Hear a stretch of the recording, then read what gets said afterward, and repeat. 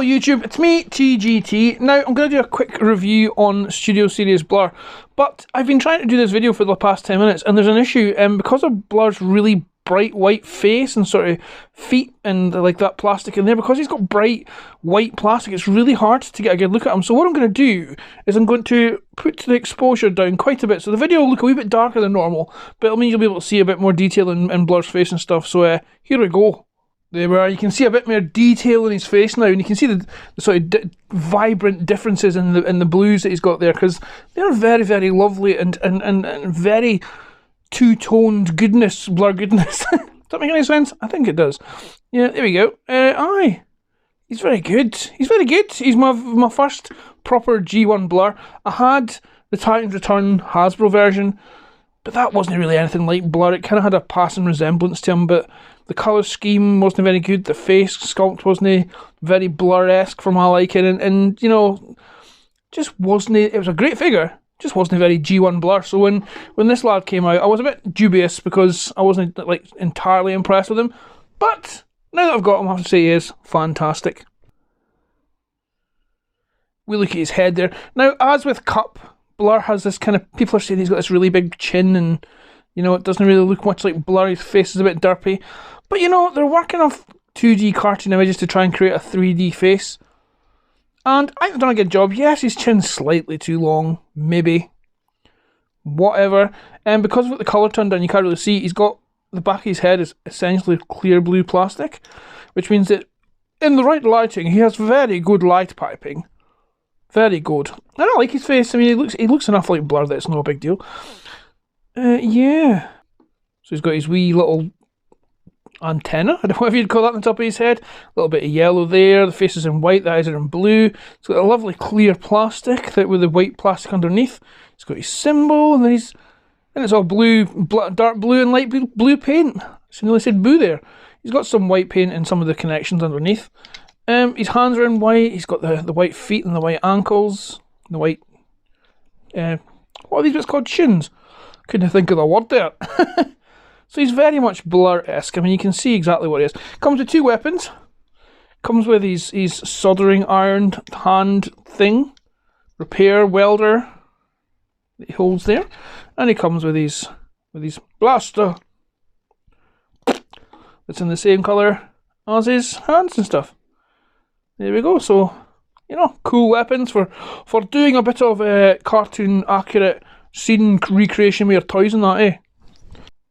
Now, my one complaint about this mould, it's not his head or his face, it's these bits here. Now, I understand that Blurr, I mean, even in the cartoon and stuff, Blurr's hands are covered, or the transformation part that covers his hand to create the sort of front of the vehicle does normally fold away like that, but it's just slightly too big for my liking. So when you're doing, like, when you're posing him and stuff, he's got this big elbow, sort of like spike, which is, I mean, it's just slightly too much, slightly too big for my liking, and it kind of bugs me a wee bit, but you know, it's still a fantastic. What did I get this for? Like 15 quid, 20 quid figure. It's still an amazing G1 Blurr for what I'm getting. So it's a minor complaint, but that's about my only complaint with this mould. He stands and he's very poseable, and he's, you know, it's all goodness, quality issues. There are none as far as I can tell. He's just a very lovely, lovely Blurr. Now, transformation for Blurr, it's just what you'd expect. You fold these, you fold these bits down, the arms pop around, his head disappears, this folds up, blah blah blah. So I'll get him transformed and we'll have a look at his alt mode. And there's his lovely Cybertronian alt mode. Now you'll notice there's been a change of scenery.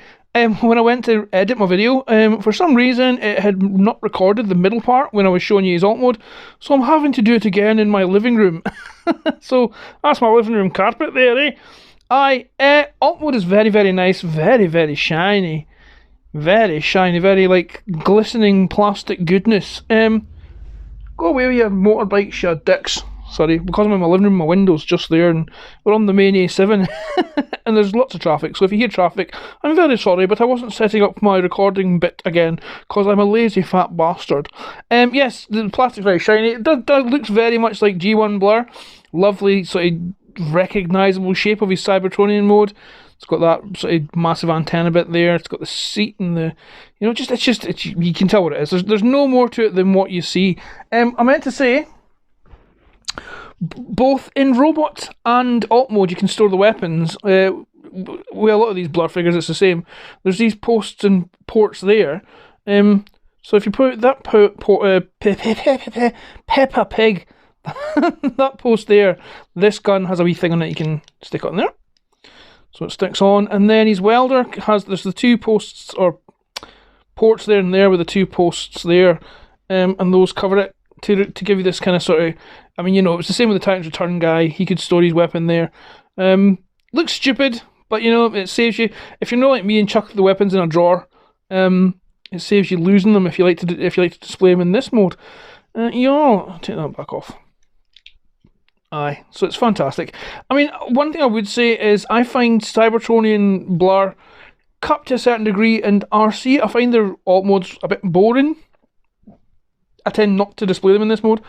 But this one, especially this front part, has enough of a sort of like pure G1 nostalgia to it that it kind of makes me like it a wee bit more. So yes, his alt mode is very, very, very lovely. Just what you'd expect from a decent Blurr figure, I think. So there we go. Studio Series Blurr. Is he worth picking up? Yes. Is his face an issue? No. Are these bits here an issue? Yeah, depends how fussy you are.